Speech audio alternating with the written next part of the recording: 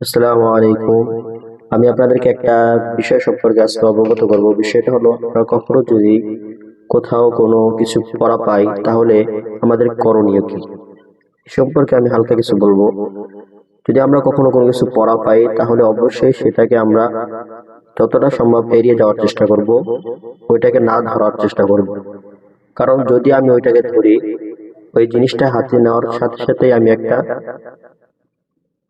জিনিসের ভিতরে আবদ্ধ হয়ে গেলাম। জিনিসটা হলো যে এই জিনিসটা যেই মালিকের আছে ওই মালিককে দেওয়ার জন্য আমাকে ওখানে দাঁড়িয়ে থাকতে হবে ওই জিনিসটা নিয়ে। শুধু দাঁড়িয়ে থাকলেই চলবে না, ওই দাঁড়িয়ে থেকে মানুষকে, আশেপাশে মানুষকে জিজ্ঞাসা করতে হবে যে কাউকে কি দেখেছেন এই জিনিসটা কার কার থেকে পড়ে গিয়েছে, অথবা কারোর কাছে দেখছিলেন কিনা, এরকম ভাবে তাদেরকে জিজ্ঞাসা করতে হবে।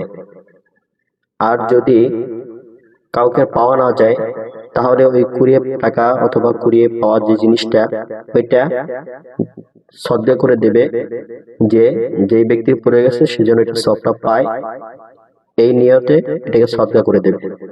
আর যদি কেউ এইটা না করে, সদকা করলো না অথবা দাঁড়িয়ে থেকে তার জন্য অপেক্ষা করলো না, কেউ পরিমাণ মতো বেশি কিছু পেলো, কেউ মোবাইল পেলো অথবা কেউ স্বর্ণের কিছু একটা অলংকার পেলো, পেয়ে সে এটা নিয়ে খরচ করে ফেললো অথবা সে সেটাকে ব্যবহার করলো, তেমত অবস্থা যদি সে মারা যায় তাহলে কিয়ামতের দিন এই সামান্য একটা পড়া জিনিস পাওয়া জিনিসকে ব্যবহার করার জন্য তার কিয়ামতের দিন এমন আছে যে তার জীবনের সমস্ত আমলকে ওই ব্যক্তির হাতে তুলে দেওয়া লাগতে পারে। যদি সে দাবি করে ওই যে ব্যক্তির টাকাটা হারানো গেছে, ওই ব্যক্তি যে যখন দাবি করবে যে অমুকে আমার টাকা পেয়েছিল অথবা অমুকে আমার স্বর্ণ পেয়েছিল কিন্তু আমাকে ফেরত দেয়নি, এটা বিচার কি, তখন ওই ব্যক্তি তোমার যত নেক আমল থাকবে